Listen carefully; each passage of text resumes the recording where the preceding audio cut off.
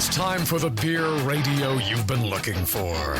This is the show that dispels myths, tackles the toughest topics, and makes no apologies for geeking out on beer.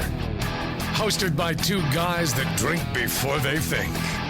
Jamil Zainasheff and John Palmer. This is Brew Strong.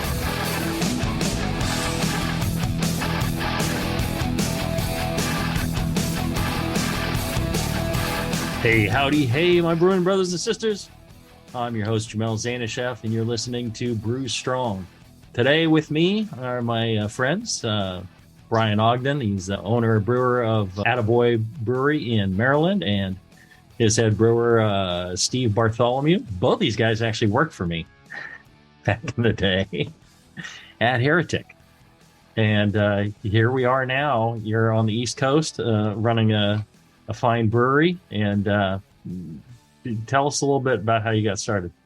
Yeah, sure. I'm Brian. That's Steve. Wife and I started Attaboy Beer here in 2016. Prior to that, we worked for Heretic Brewing, the esteemed Heretic Brewing. I had actually spent a few years trying to get a brewing job, and they were the only ones with low enough standards to hire me. And finally got in there and was able to kind of just learn from the best. So we did that for a while, and then our family kind of beckoned us from the East Coast, and we ended up in Maryland. And it's just easy to start a brewery. Easy peasy. Yeah, nothing hard about that at all. A couple of bucks. Yeah, a couple bucks. No blood, sweat, or tears at all. A couple of pieces of paper you got to file, and there you go. A few huge loans.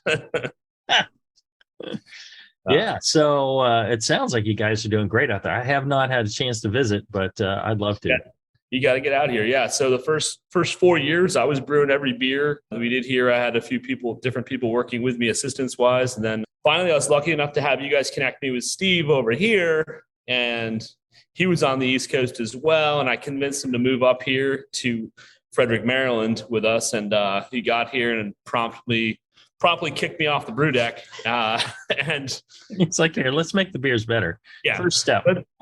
First, let's introduce a little bit of confidence here. So the two guys here who the only people I could find to give me a job in the brewing industry. So exactly. Yeah, we did get around, but both you guys were wonderful to work with, and I think I learned something from you, and hopefully you learned something from me as well. Well, yeah, that was part of the easy thing with bringing Steve on is we kind of spoke the same language standards wise. And it was like this kind of logic around procedures and quality. And we both had the exact same standard. And I think, in brewing, there's a million ways to skin a cat. Every brewery does something really different and you don't know why.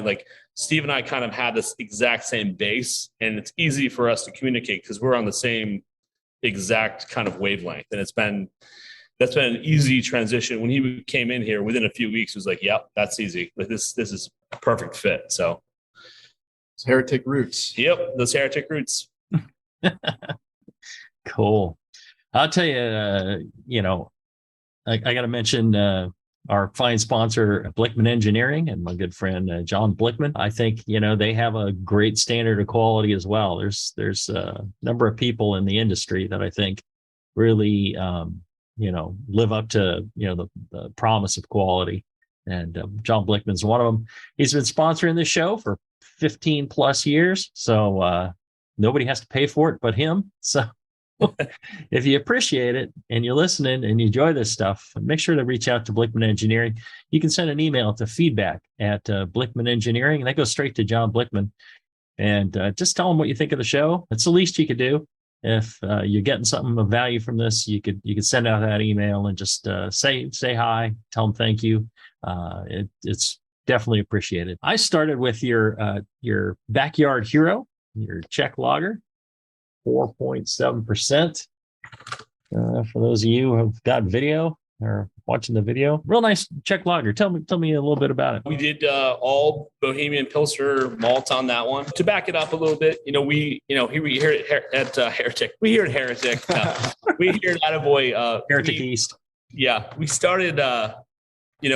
It's still in the tank. We started our main thrust has been hoppy beers and Belgian styles. Those are kind of our passions here. And so, we didn't open up with a lager. And so about 2 years ago, pretty much right when Steve started, we started messing around with lagers. And it's been a pretty cool exploration for us in terms of, learning the styles, learning these different yeasts. I mean, we were pretty much a Chico, 1 and 3, like basic brewery. So we've kind of like had a lot of cool learning with these different lager yeasts. So this is actually the first time we've done a Czech Pils. So, we've done German Pilsner, we've done Helles, we have an American lager. So this is our first swing at a Czech Pils. So we have a Bohemian Pilsner malt on that, and then all Saaz hops. All right. Kind of difficult to source. I guess I had a bad crop year. So for a first swing, it shows you guys are swingers. Yeah, absolutely. Yeah. Yeah, it's real nice, and at 4.7%, super easy drinking. Yeah. We've generally been using 3470 a lot. This beer, this yeast didn't attenuate as far as we, with 3470, but like we also like a good 4.7. Like it finished at this beer started at 12 Plato, ended at 3.4. So nice, easy drinker. But yeah, so it's pretty. We're pretty happy with it so far. So, and what did you say the hops were? All Saaz, all. Yeah, nice. Yeah, it was tough because we don't brew this beer continuously. We don't necessarily have contracts for Saaz, so it was trying to find Saaz this past year has been it's been a little tough. So, all right. What size is the brew plant there? So we have a 10-barrel system with 4 20s and 3 10s. And then we have a pilot system, a little 1-barrel pilot with two barrel fermenters. So yeah, we actually added those that little system the past summer, or a year and a half ago, or a year ago, actually, as a kind of a fun, little playground for us when we're not, doing the bigger runs. Nice. Well, and one of the things I want to talk to you guys about is your Cold IPA, and that's become quite the buzzword. So we're going to take a short break, and when we come back, I want to hear your thoughts about Cold IPA and how to make a great one right after this. Hey, it's Kaylee Cuoco for Priceline. Ready to go to your happy place for a happy price? Well, why didn't you say so? Just download the Priceline app right now and save up to 60% on hotels. So whether it's Cousin Kevin's Kazoo Concert in Kansas City, go Kevin, or Becky's Bachelorette Bash in Bermuda, you never have to miss a trip ever again. So download the Priceline app today. Your savings are waiting. Go to your happy place for a happy price. Go to your happy price, Priceline.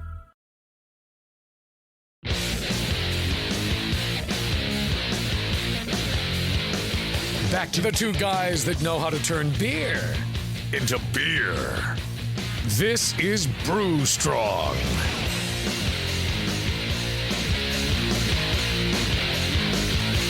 All right, we're back. We're talking with Brian Ogden, Steve Bartholomew of Attaboy Brewing in Frederick, Maryland. They were kind enough to send me a selection of beers. Actually, it's because I kicked Steve's butt in football that you had to send me the beer. Like 4 out of the last 5 years in a row, something like that. Champion. I think 5 out of the last 8.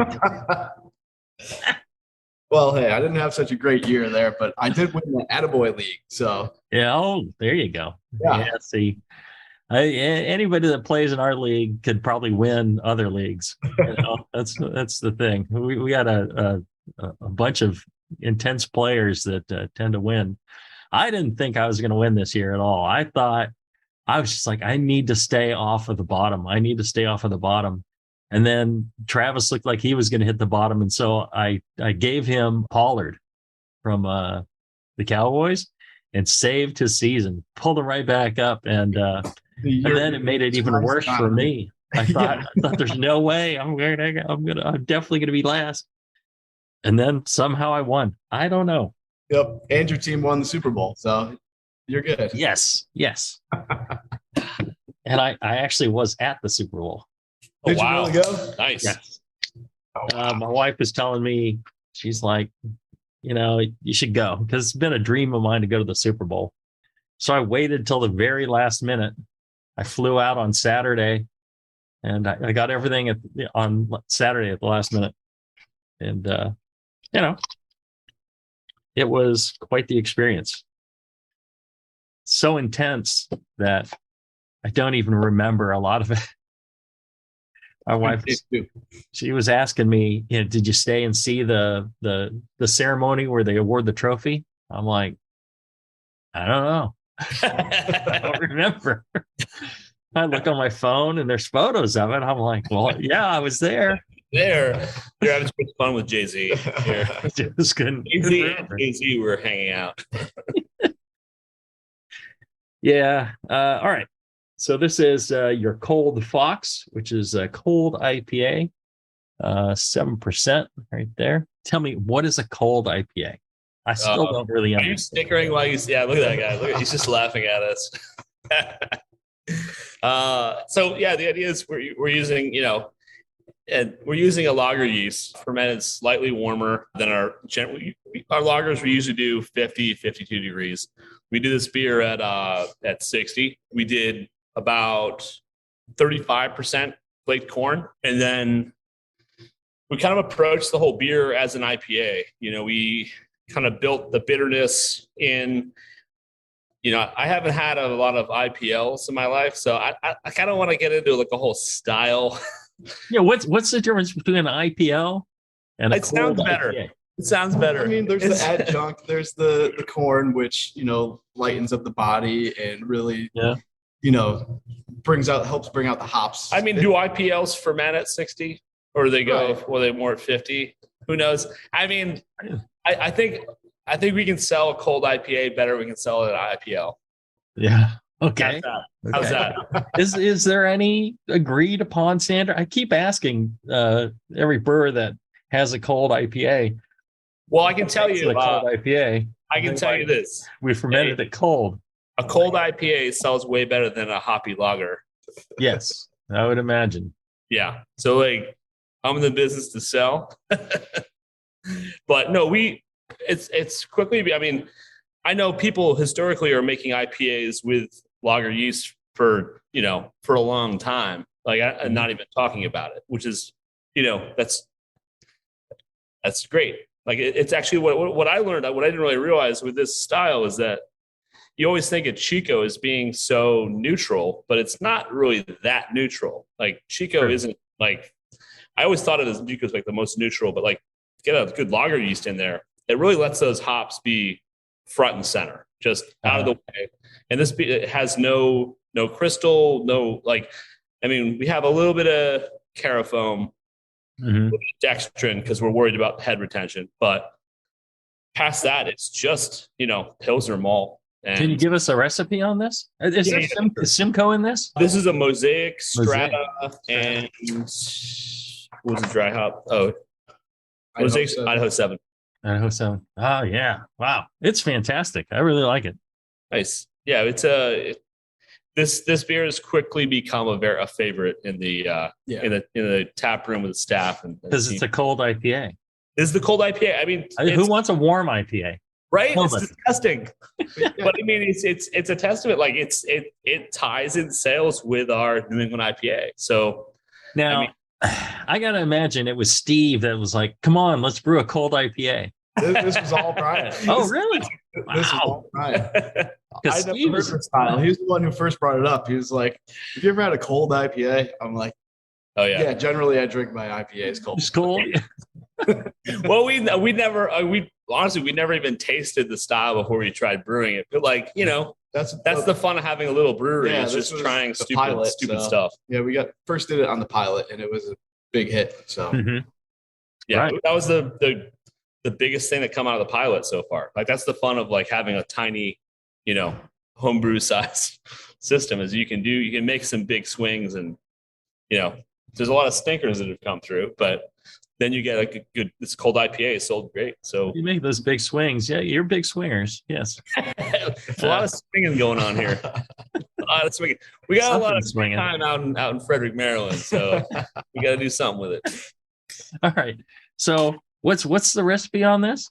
Okay, so yeah, we used raw premium pills at 57%, flaked corn 35%, carafoam, Vireman carafoam at 5%, raw dextrin 2%, and then we use rice hulls because we have all that corn in there. Steve can tell you about mashing in with a flaked corn is a little tricky. Corn clumps up like crazy, so the rice hulls are very helpful. He like weaves it in as he's going, like mixing it as he goes to not create like big just corn snowballs in there. Just wants to create big clumps. So and then what was the mash temp on that? 150. 150. Going dry. And then how long a boil did you do? We're 60 on everything at this point. We're not we don't do anything at 90 anymore. We're not seeing any DMS on anything. So everything's 60 here. Okay. And then hopping? Hopping, we did a warrior bittering. I don't have the IBU contribution on those, but we did a warrior bittering and a 10-minute edition of Mosaic, and then Whirlpool Mosaic Strata. In terms of hard for us to translate. I could have done some math ahead of time to kind of explain that better. Total of 60 IBU, and most of it coming from the warrior bittering. There you go. And then what about the what about the size of those editions in 10 barrels? Yeah, so at 10 barrels, we did 960 grams of Warrior. We did 2,070 grams of Mosaic at 10 minutes. The 10-minute Mosaic edition is really nice. We feel like the whole kind of blueberry thing comes out. The fruity nature of Mosaic kind of comes out with that nice 10-minute edition. And then Whirlpool Mosaic Strata. Mosaic Strata were equal parts 1,300 grams. Then you're fermenting this with the lager yeast, so 3470. Generally, we've done it with 3470, but part of the idea of this beer was also to kind of dovetailed with our freshly conceived lager program here, is that we want to get more life out of that yeast rather than just one lager, out of this. So we had Ondex lager because we have a Helles going.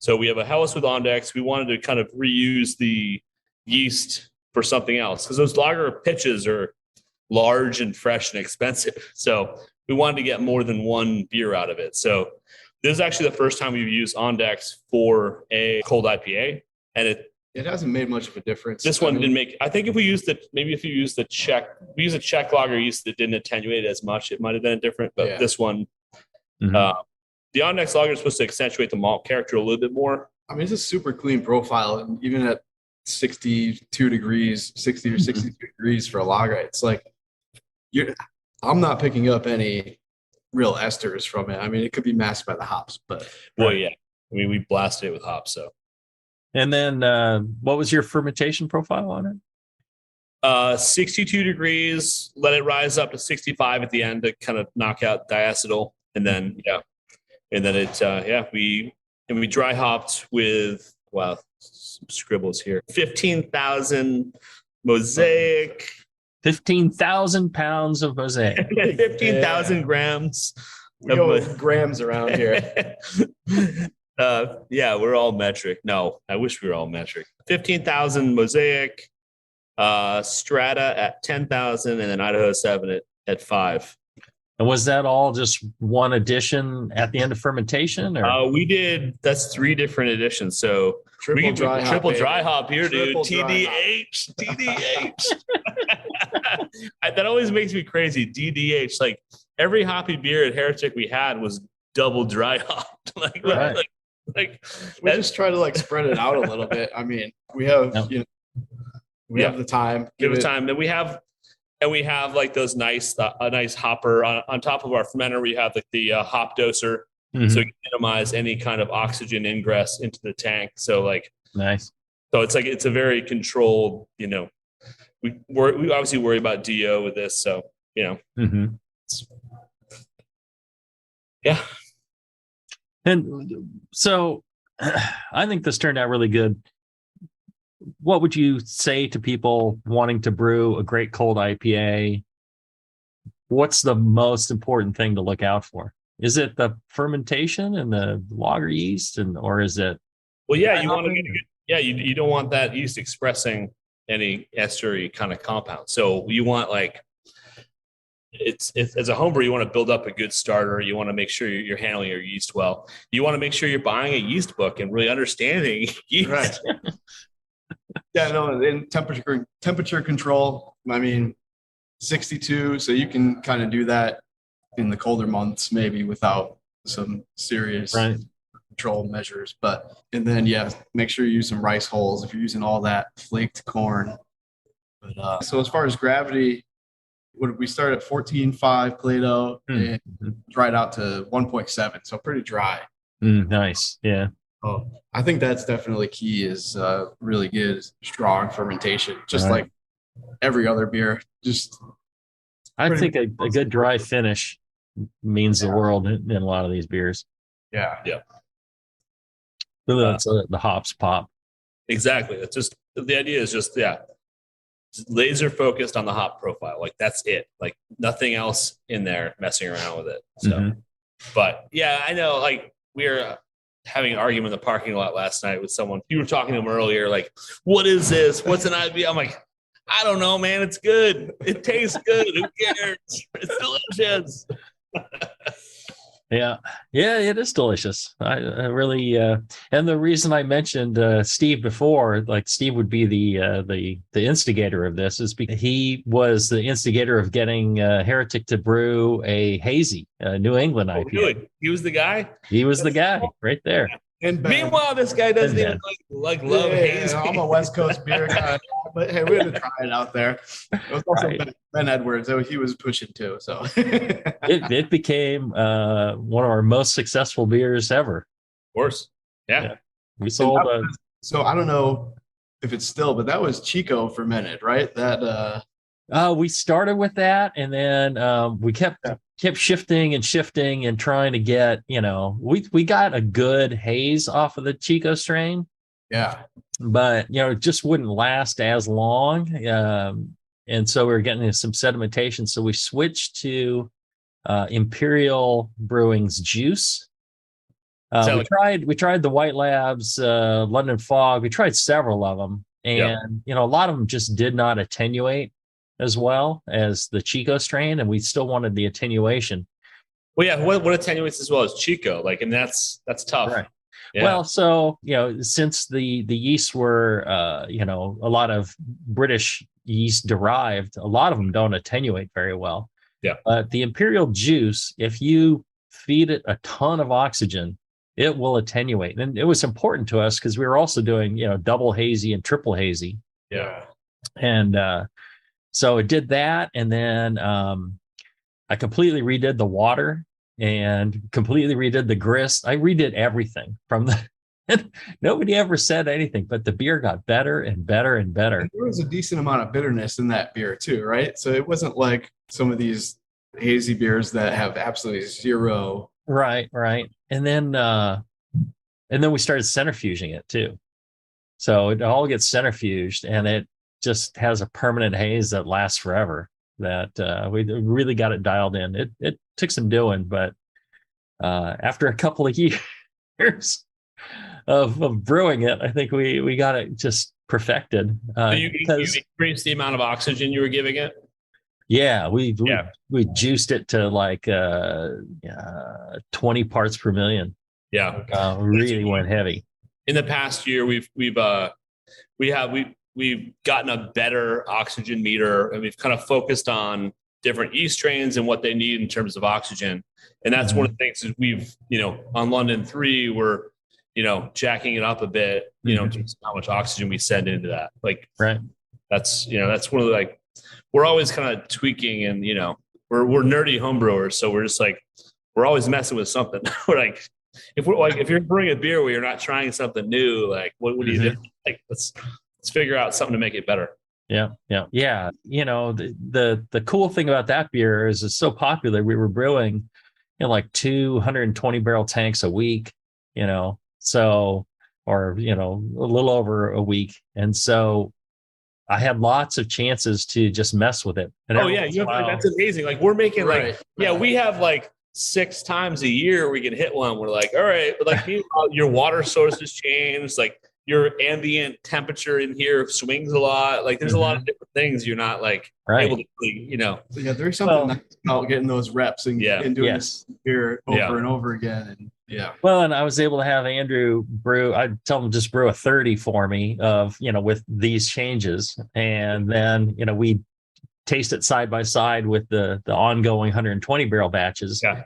And then if we liked it or didn't, we would implement those changes, and then we would just blend that 30 into the 120. Blend it back. Yeah, totally. Like that's so you never notice the changes were very subtle, but I was really pleased with how that turned out. Really turned out to be a great beer.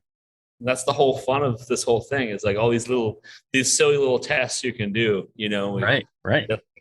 Maybe not everyone cares about, but we do. they care about it when they drink it.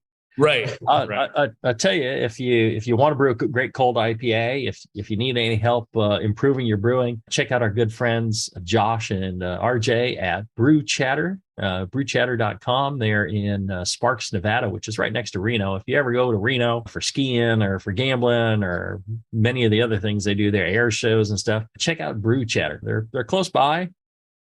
Really great guys. They have a wonderful, wonderful shop with lots of great fresh ingredients, and they even got a little mini bar in there with I think it's like five or six taps they usually have on. So you can drink local beers and wander the shop all at the same time. Lots of fun. And if you need anything to brew a great cold IPA, they can help you out. Check them out, brewchatter.com. All right, we're gonna take a short break. When we come back, I've got more of your beers that I want to try, and more questions about everything you do right after this.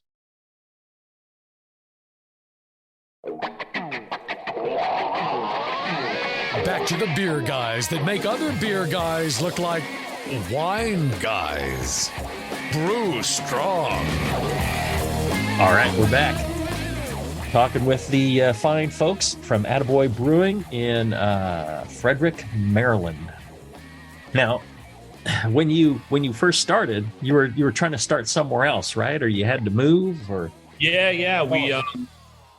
Carly and I decided to move to Maryland.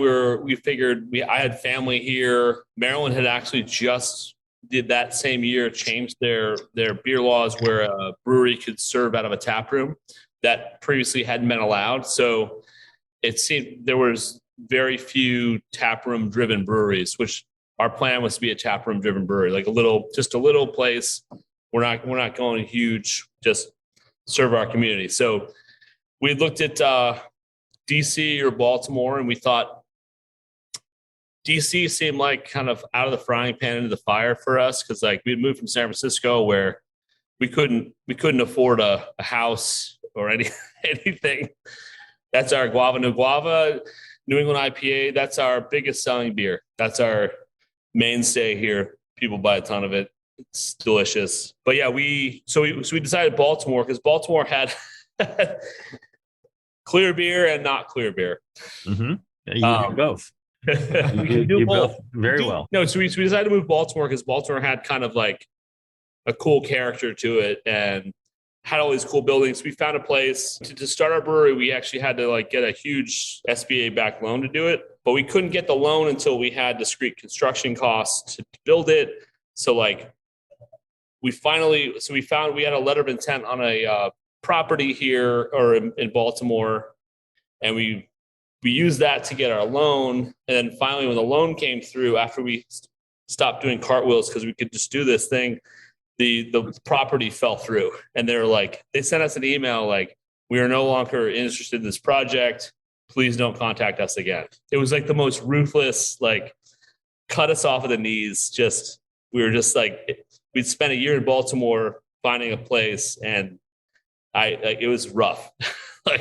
So we ended up driving all over the state, talking to all these different, they have all these cities have these groups called economic development groups, which kind of help businesses start there, which is like I'd never understood what these people did. I had no idea, but they're incredibly important for cities. So Frederick, we talked to them. They hooked us up with the wastewater people. They hooked us up with the water people.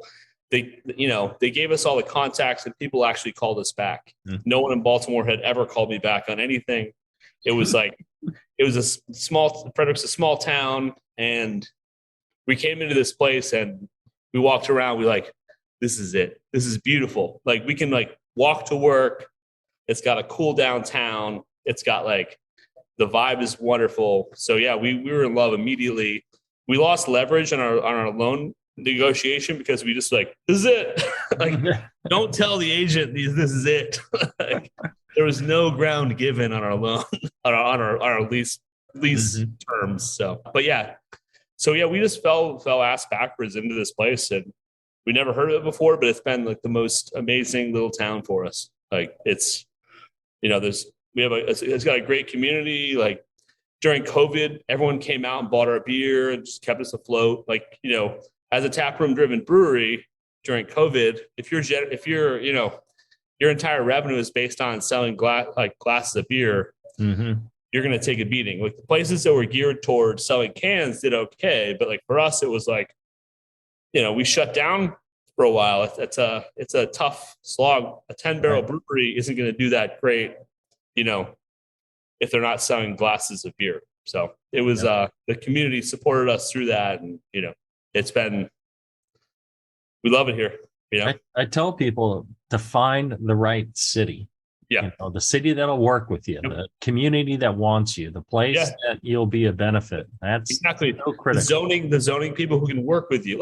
Nothing's going to be perfect, but these people can answer you and tell you and work with you. They can be helpful. Yes, they can answer a phone call. You may not get the exact answer you want, but they'll answer you, and you'll work with them, and they'll figure out some way to help you get open. Yeah, it's amazing the difference that makes. I was talking to somebody yesterday. They opened their brewery and they're not allowed to do anything. They couldn't do this. They couldn't do that. I'm just why did you open there? It's well, we found a cheap building. It's we've changed. So we've changed. When we moved here and we started up, food trucks were illegal. You couldn't have a food truck. They couldn't have a food truck. So, but we talked to our city, and they made it possible for us. You couldn't have kids in a tap room. They wouldn't allow anyone under 21 in there. They changed it for us because we explained what it was, and they were willing to work with us. That's a pretty important thing. Can you imagine no food trucks or no kids at a brewery? That's a tough, but they worked with us, which is a huge thing. Well, tell me about this beer, a little bit more about this Guava No Guava. Yeah. Why the name? Yeah, Guava No Guava. We always have to explain to people that there actually is not guava in it. We did actually make a guava guava, where we added guava to it. I mean, it's a little lazy, but we had to do it. Grain bill, it's classic NEPA stuff. Wheat, flaked wheat, oats. We like spelt here. I don't know, just a little kind of good quality, good head retention. And it's a Citra Mosaic. Oh, Citra Mosaic. We classic. Can't go wrong. Yeah. Cheater hops. Yeah. Some people like to say. Idaho 7 biotransform. Although we wanted to try a test. We haven't tested the biotransform. Right. So that's a question I have for you. Have you done any further testing on the with Make America Juicy or other beers with biotransform versus not? Right. So, one of the things we did early on when we did the carboy batches to start, one of them, it was the same wort, right? And one of them had the hops added during fermentation, and the other had the hops added after fermentation. And then we blind tasted people on it, and everyone chose the after fermentation decision, right? Yeah, because the other one was just harsh, and it had a bitterness that was unpleasant. Yeah, so that's why we went to that. And here's my thinking on it. So we did some other tests and some messing around, and I tried. Here's my theory, and nobody's ever countered me on this. I've never heard anyone say this wasn't correct.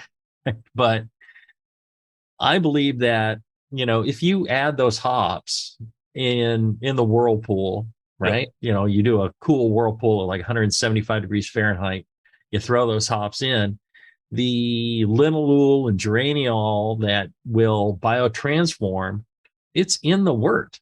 It's not going anywhere. You don't have to add all the leafy hop matter into the fermenter. You want the geraniol and the linalool. So that comes out in the whirlpool, and then it gets fermented with the yeast, and biotransformation will happen. And there is a thing, biotransformation is a real thing. You need the right yeast, you need the right, mainly geraniol and linalool, and those will convert. And that'll still happen. You don't need to throw the hops in. And I think what happens when you throw the hops into the fermentation, you're extracting a lot of those tannins and a lot of really bitter, nasty stuff. So we never found any joy putting hops in the fermenter. Were you guys cool pooling there? Like cool. Cool pooling. Is that? It's easier. You got all the trendy words. It's faster. That saved me so much time saying that. Cool pooling. All right. It's actually the first time I've heard the phrase cool pooling. Is that a common thing with all the kids these days? I mean, I'm 50. I'm almost 50, so I gotta like throw around a lot of lingo to offset my. That's what we call it. I don't know what anybody else calls it. I think that's a great name for it. So cool pooling. But because that would be very attractive to us. Obviously, for yeast reuse, you're like, why? Because we're trying to figure out how to like getting that big liquid pitch of London 3 is expensive, and like, yes, if we can kind of like not dump a bunch of hops into it. Yeah, exactly. Yeah. So what we would do is ferment out. We'd cool pool all our biotransformation hops so that the little geraniol was in there in the wort, so biotransformation can happen. And then after it fermented out, we would take our pitch of yeast, and then we would dry hop. And the dry hopping we changed to a recirculation. We really add all the dry hops. Oh wow! One shot, and then we'd recirculate the tank for 3 hours. Really? Pump it from the bottom to the top for 3 hours. What kind of pump do you use? Diaphragm or just a regular centrifugal? We were using a diaphragm pump. Okay. And we'd pump it around for 3 hours, and then that's it. Let the hops settle back out. Yeah, and you're done. And we found that diaphragm pump. That extracted diaphragm pump now. I don't need any more complications. We have a very simple brew house here. There's no electronics. It's all very bare bones. It's the dumbest. You can get a fairly cheap diaphragm pump, food grade high temp diaphragm pump off of eBay. That's where I got them. Really? Steve will tell you how cheap I am. Oh, I know how cheap you are. Don't worry. But and that really, you don't need any more time than that, and it really extracts all the hop goodness without really over extracting the tannins and all that. Yeah. And so we do that, and then once it settled, that was it. And then we'd centrifuge. Would you dump pretty quickly after that, or how quickly would you guys dump after that?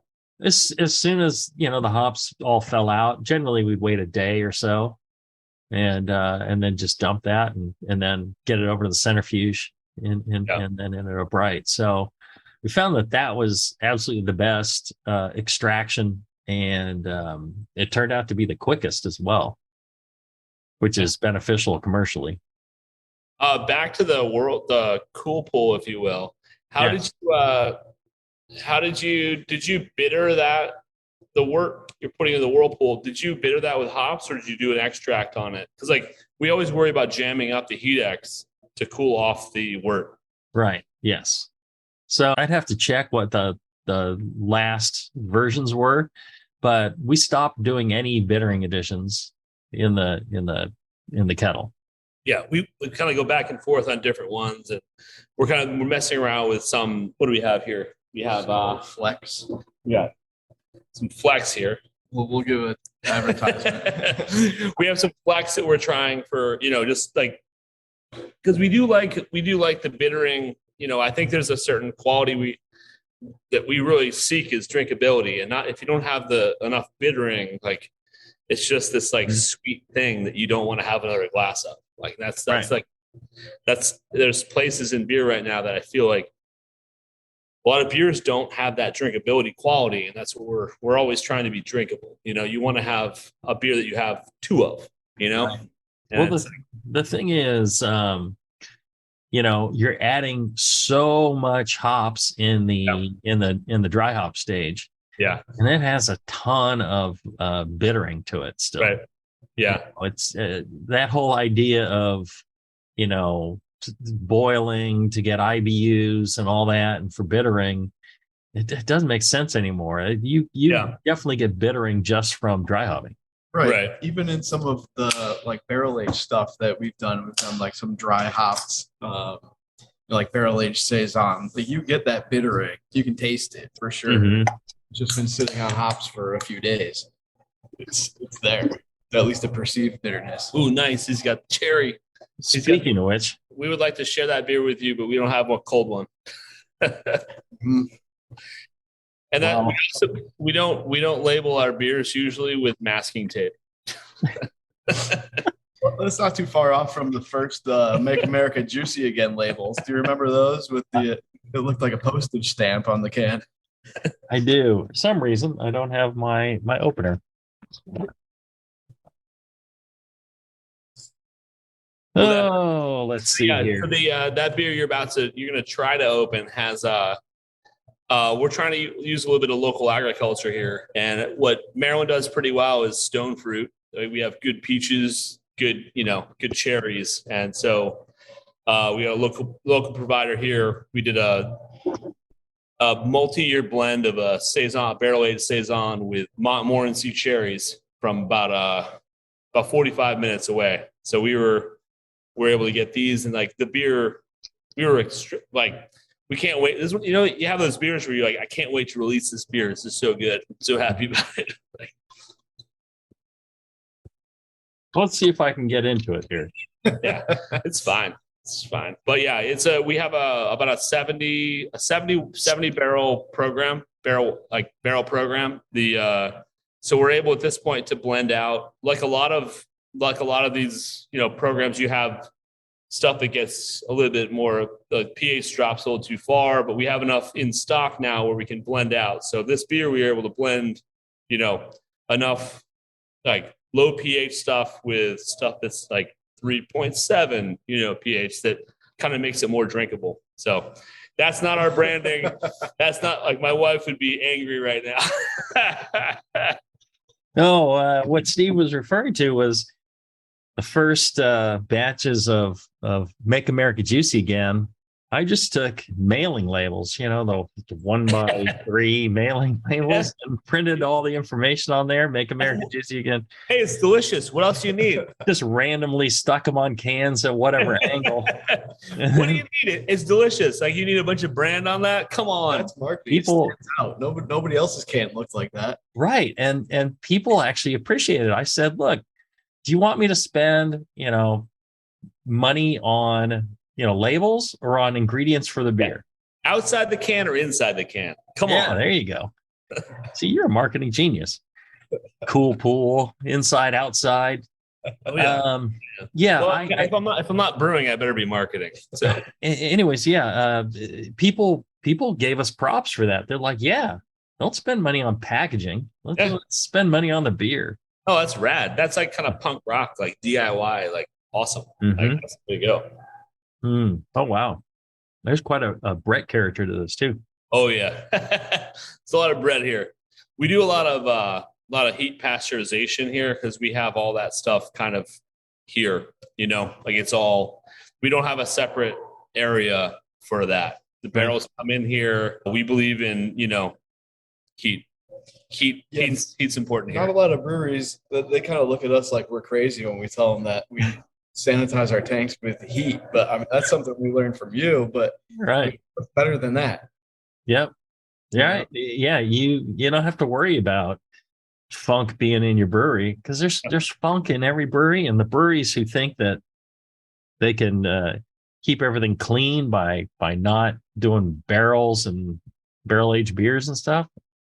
It's like, no, the funk's already in your tanks. Then if you're not, you know, the thing about heat is, even if the cleaning isn't 100% perfect, the heat will still kill everything. Yep. Whereas when you have imperfect cleaning, the chemical sanitizing is ineffective. Yep. It can get into that gasket. Like the heat will hit the gasket, hit each side of it. If there's threads, it can penetrate the thread. Like I feel like I can go to bed at night with heat. Like, I agree. I'm 100% there. Rob was asking, don't you also pick up quite a bit of bitterness in the whirlpool? Well, the whirlpool or the cold pool? In the cold pool, yeah, you do. You still do pick up quite a bit of bitterness. I think you pick up bitterness from hops. If you use enough hops, so these modern hops, you pick up bitterness anywhere you use them. It could be cold in the fermenter. It could be in the whirlpool, wherever. You don't need to add in the boil. What about in the mash? So this morning we had a mash with a bunch of Cascade thrown in. Cascade mash hop, bro. Right. Yeah. There's a distinct, hop aroma with the wort like running off. You can smell it. So there's got to be something in there. But right. There's got to be. I don't know if it's necessarily after you've boiled it. Do you smell the hops anymore? After you boiled it for 60 minutes, the bitterness is still there. Like I don't know. Right. Yeah, I think you actually get more efficiency, I think, of extracting the bitterness, right, than you do if you just add them, or same thing like first wort hopping. It's just really early bitter charge. So I think it's very, very similar. All right, let's do this. Let's take another short break, and when we come back, we'll have more beers and more Attaboy right after this.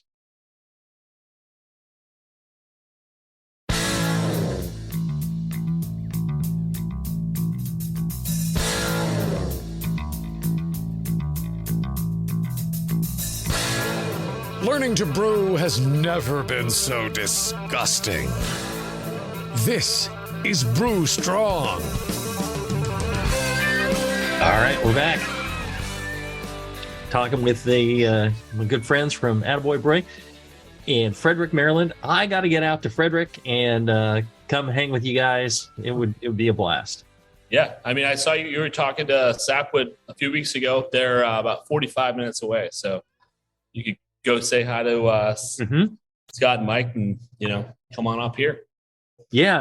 I was doing a show with Scott Janish, and I'm like, yeah, they're in the same area, because you guys are on you're top of my list when I'm out in that area, and then everybody else.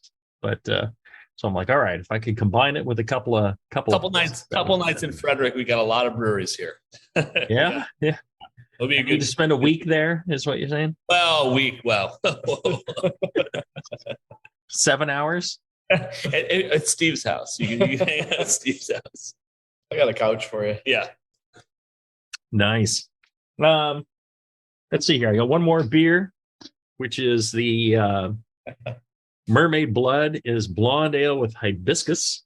This one's special for you. This one's special. This is a unintentional Petit Rouge. We made this Belgian blonde ale. This is before Steve was here. It was a Belgian blonde ale, but I didn't really think it through. It ended up being like very similar to another beer we had on tap at the exact same time. So it was like 1% ABV off, and I'm like, what are we gonna do? I had a bunch of hibiscus, and I threw the hibiscus in, and all of a sudden I'm like, oh no, I just made Petit Rouge. I just made the exact beer we used to make. It was literally like down to the exact, like at this point, we're not using the same yeast that we use, but at that point, it was the same yeast, the same like hibiscus. It was like, oh no, I didn't mean to do that. It was unintentional hackery. But at this point, we've deviated so far from, Petit Rouge that it's like. So you're saying you're deviants? Absolutely. You're swingers and deviants. Come to Frederick, man. It will take a week, a whole week here. I think we need to collab on a beer that we'll call Swingers and Deviants. Swingers and Deviants. What a great name. Beautiful. Steve, get working on a recipe. All right, Get going. we'll do it. Well, and I also saw, and you and I had chatted about your event space. I was curious how that's working out for you, because it seems like a great idea if you can have a space, attached to your brewery or close to your brewery that you can sell to people. Yep. The number of people that asked for space at Heretic was astonishing, and we never really had the ability to monetize it. Yeah, no, it's sort of an endless thing. It's like we at our main tap room here, we don't do reservations. We don't let anyone rent anything out, because we would never want to have someone show up for a beer and be like, "Oh, sorry, Brett. Sorry, we're closed." I hate that. Yeah, no, I never want to have a custom. That's not cool, right, man. You just violated this contract you've had with them. So a property came up about 4 years ago that's connected to our building. It's all adjacent. Really cool big wood roof place. And we decided that would be great for a barrel aging facility and event space. So now we've doubled our size. We can put our barrels there, and we can have cool parties and it's a good space to be we have about 6,700 square feet here. Over there we have 6,300, and it's just gives you a little bit more room to work with. And yeah, we were able to make it kind of our fancy, high end area. All our barrel aged beer. We have a tap room there that's open on Saturdays, and that's more focused on our barrel aged stuff. But yeah, we also have a bunch of events there, parties, weddings, stuff like that. And is that booking up frequently? Oh, yeah. You're making good revenue off of that? We opened it right when COVID started, so it was great. Great timing. You are the master of timing. Oh my God. We're oh my God. That's not we ate it for a bit, but now it's good. It's good. We got it. Yeah. Well, there you go. Hey, what can you say?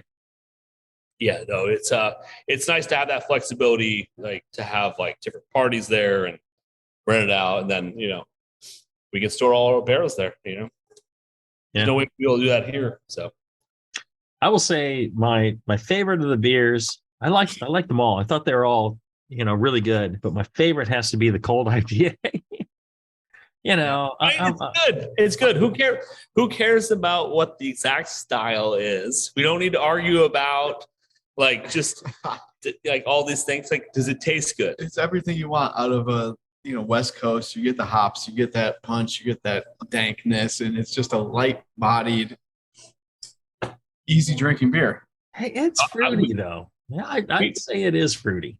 It's oh yeah. It's a cross for me between, if you had your eyes closed, it's a cross for me between a West Coast IPA and a New England. We do kind of go toward tropical fruit with a lot of the hoppy stuff too. It's not straight pine dank on everything. We definitely have a lot of the hops we use are sort of more in the tropical end of things. But I don't know. We like it too. we drink a ton of it. I was drinking a lot in the parking lot after my hockey game last night. That's the way you guys swing. Yeah, we do.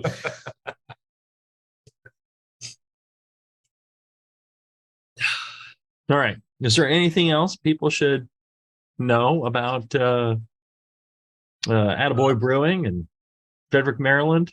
I think Frederick, Maryland, if anyone's within an hour or two of here, it's a great place to come. You can literally park in our parking lot and visit 5 different breweries within 100 yards. Oh, wow. Now, were you the first brewery there? Yeah. If we had any money in our pockets, we would have bought property. All right. And rented it out to breweries? No, because we walked in here. It was It's a revitalizing area adjacent to a downtown area, and like it's walkable to a downtown. Nice. Like industrial, and it's like and we have a huge parking lot. Like, but we didn't. You know, we had no money. Like we were like we had enough money for the stainless steel right here, but nothing else. So you park in our parking lot, 5 breweries walking distance. Like, and then 3 or 4 more past like a mile away. Like it's a great destination for anyone who wants to have a beer and maybe learn about a little bit of Civil War history. Nice. All right. Well, so I'm gonna have to book my trip, and we're gonna brew Swingers and Deviants. Swingers and Deviants. I'm in. Yeah. Well, you and I can get drunk, and Steve will do all the work. So That's pretty much how it was at Heretic. Right. That might qualify as making the first. We should do the first stout that's ever been made. Oh shit! Yeah, we've never done a dark beer. Brian doesn't brew dark. No, beer. other than our evil twin knockoff. Well, how dark is that? I mean, it's mahogany. Oh, there you go. Yeah, we're gonna go darker than mahogany.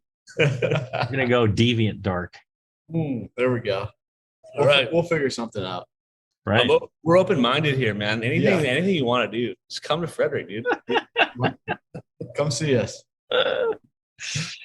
All right. Thanks so much for taking the time to hang with me, and especially sending me the great beers and the merch you sent as well. Much appreciated. I will wear that proudly for all my swinging and deviant parties.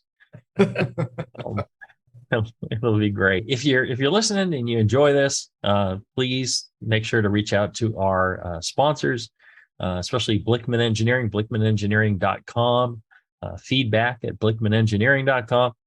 Tell John Blickman that you appreciate he pays for the show. Otherwise, he may stop. And then where will we be? Nowhere. Same thing for Brew Chatter. Good folks. If you're ever out there, stop by. You can order stuff from them on the web too. They have great customer service. They're on top of things. You're only going to get fresh stuff, and they're going to get it to you quick, and they're going to take care of you. So check them out. Brewchatter.com, Josh and RJ. Tell them I sent you. Can't go wrong. Until then, everybody, brew strong.